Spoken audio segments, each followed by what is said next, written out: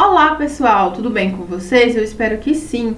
Hoje nós vamos corrigir a atividade 7 de Ciências da Natureza, 8º ano, onde nós estávamos falando sobre eletricidade e principalmente de todo o contexto histórico que fez com que essa ciência tivesse tantos colaboradores como nós temos hoje, começando por Tales de Mileto, até chegarmos aos estudos dos circuitos elétricos, que é a nossa próxima missão desse ciclo, estudar as características e os diferentes tipos de circuitos elétricos. Então, vamos lá. Questão 1 da nossa verificação de aprendizagem. Na questão 1, eu pedi para que vocês definissem 3 termos essenciais nessa nossa caminhada: eletricidade, carga elétrica e elétron, e depois explicar qual a sua importância ao longo da história da evolução da humanidade. Então, a sua função era pesquisar cada um desses 3 termos e depois falar um pouquinho da contribuição, da importância da eletricidade para vários setores que nós temos hoje no nosso planeta e da nossa economia. Então vamos lá, coloquei para vocês aqui algumas definições e eu espero que vocês tenham colocado bem próximos e acabei até me aprofundando um pouco. Então vamos lá. Primeira definição: eletricidade é um ramo da física em que os fenômenos envolvendo cargas elétricas paradas ou em movimento são estudados. O conceito é tão amplo que existem áreas de estudo que se ocupam, cada uma de um aspecto da eletricidade. Então, como nós vimos na nossa aula, a eletricidade é o ramo da física que vai se delimitar, que vai se importar, que vai estudar os fenômenos que ocorrem na natureza em que eu tenho cargas elétricas envolvidas. Então, a presença dessas cargas elétricas, sejam elas em repouso ou em movimento, elas vão nos ajudar a explicar como esses fenômenos ocorrem. E aí essa área é tão vasta que nós temos alguns campos de estudo, como a eletrodinâmica, a eletrostática e o eletromagnetismo. Até coloquei para vocês aqui a definição. Eletrostática, ela dedica-se ao comportamento das cargas elétricas sem movimento, ou seja, em estado de repouso. Exemplo, o choque que levamos ao fechar o carro. Então, é um dos fenômenos, um dos processos que ocorrem no dia a dia que pode ser explicado pela presença dessas cargas elétricas, mesmo que elas estejam em repouso, que é a eletrostática, que consegue explicar alguns desses fenômenos. Depois nós temos a eletrodinâmica. Dinâmica vem de movimento, então vai ser uma área que vai estudar as cargas elétricas em movimento, como por exemplo os raios.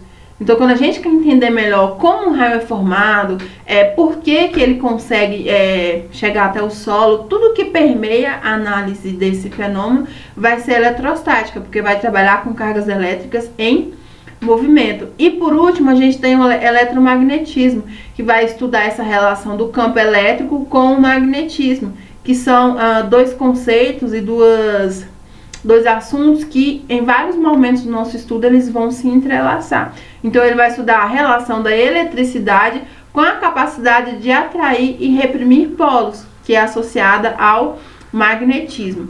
O segundo termo que era para vocês pesquisarem, carga elétrica. A carga elétrica é uma propriedade das partículas elementares que compõem o átomo, sendo que a carga do próton é positiva e a do elétron negativa. Lembra que nós vimos, quando nós começamos a falar sobre o átomo, que a carga elétrica é uma propriedade que o átomo vai ter. Lembrando que essa propriedade vai estar associada às partículas que formam esse átomo, onde nós temos que a carga do próton vai ser positiva, igual a carga de um próton é mais 1, a carga do elétron é negativa, igual a menos 1, e a carga do nêutron é nula, igual a 0. E que quando a gente soma todas as cargas presentes em um átomo, a tendência é que ele seja neutro. Por quê? Porque a quantidade de cargas positivas, somando com as cargas negativas, vão me dar o número igual a 0. Lembrando que a carga do elétron não interfere na carga elétrica final do átomo, porque como é 0, não faz diferença. E por último nós temos os elétrons. Os elétrons eles são partículas com carga elétrica negativa que ficam girando ao redor do núcleo. Isso é um dos modelos atômicos que nós temos. E a massa dele é 1836 vezes menor que a dos prótons e nêutrons. É por isso que a gente fala que na hora de definir a massa de um átomo, qualquer que seja, a massa do elétron é desprezível, porque é tão pequena que não faz diferença. Então a gente acaba considerando a massa do próton e do nêutron, que são partículas nucleares, estão localizadas no núcleo atômico. Na questão 2, nós temos o seguinte: o texto acima apresenta alguns equipamentos que são usados até hoje, mesmo que modernizados e aprimorados, como para-raios, pilhas e a lâmpada. Quem foram os responsáveis por criar tais equipamentos? Como vocês viram na nossa atividade, no texto de apoio muito rico que eu trouxe para vocês, a gente tem aí essas três invenções que foram determinantes para que os estudos em eletricidade avançassem. Quem foram os responsáveis, a quem é atribuído cada uma dessas invenções? O para-raio é atribuído a Benjamin Franklin, a pilha a Alessandro Volta e a lâmpada a Thomas Edison. Então, quem leu o texto, acompanhou a aula, acompanhou o nosso momento pelo Meet, não teve nenhuma dificuldade de identificar quem foram os responsáveis, porque está bem claro no texto e a gente teve momentos para poder falar desses três grandes inventores, certo? Questão 3.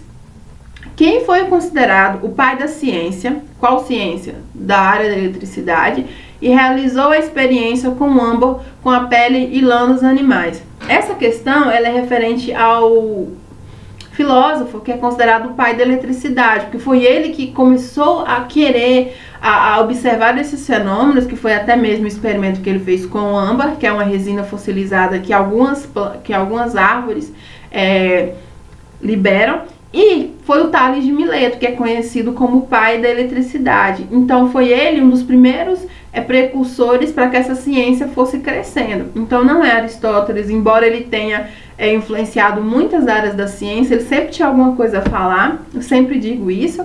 O Tales de Mileto, que é a resposta correta, o Ptolomeu não e o Sócrates também não. Então a resposta certa é a letra B. Todas as atividades que eu corrigi, ninguém errou essa, isso é muito bom. E essa questão 4 aqui, ó, ela vai trabalhar muito a interpretação de texto. Eu espero que vocês tenham compreendido a minha ideia com essa questão. 4. A eletricidade é um conceito tão presente no nosso cotidiano que muitas vezes temos dificuldade de conceituá-lo de forma clara. No entanto, tão importante quanto explicar de forma coerente o seu conceito e princípios, é crucial saber avaliar e reconhecer toda a história que envolve o seu estudo. Perguntas. A. Qual é a ideia principal do texto? Então, eu fiz essa pergunta para realmente verificar se vocês entenderam qual é a principal informação que o texto vem trazer para vocês.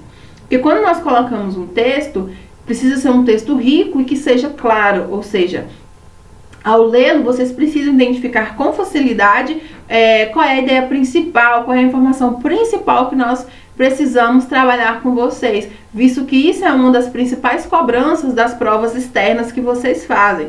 Então, sempre é cobrado que vocês analisam qual é a ideia principal do texto, ou até mesmo quais são os principais tópicos abordados. Então, vamos, sempre que possível, trazer esse tipo de questionamento, porque vai ajudá-los a quando chegar às provas externas, vocês terem mais facilidade e mais autonomia para conseguir realizá-las.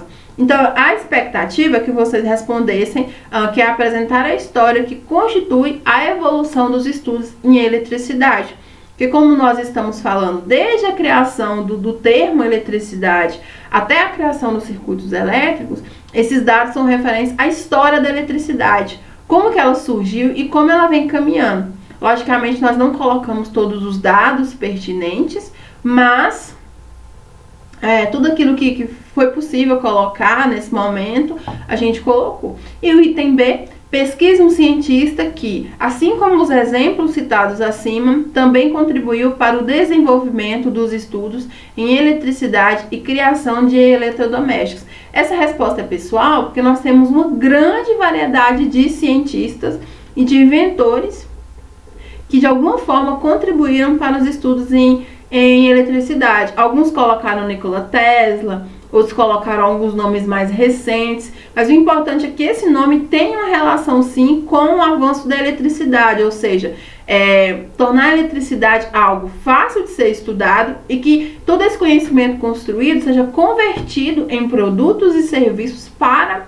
melhorar a nossa vida. Vocês vão observar, conforme a evolução das nossas aulas, o quanto a eletricidade tem proporcionado melhorias na nossa vida.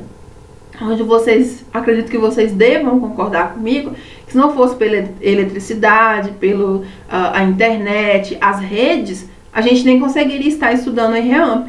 Seria muito mais difícil e tanto o professor quanto o estudante, nós estaríamos muito mais distantes se não fossem essas tecnologias que precisam da eletricidade para funcionar. Então a gente tem que reconhecer essa importância da eletricidade e conhecer também quem são os personagens e os protagonistas nessa história. Por isso que a gente precisa conhecer um pouquinho do histórico da eletricidade como ciência. Perfeito? Eu espero que vocês tenham entendido. Qualquer dúvida, me chamem, me mandem mensagem lá na plataforma, me mandem mensagem no WhatsApp para a gente conversar. E eu desejo bons estudos e até a próxima!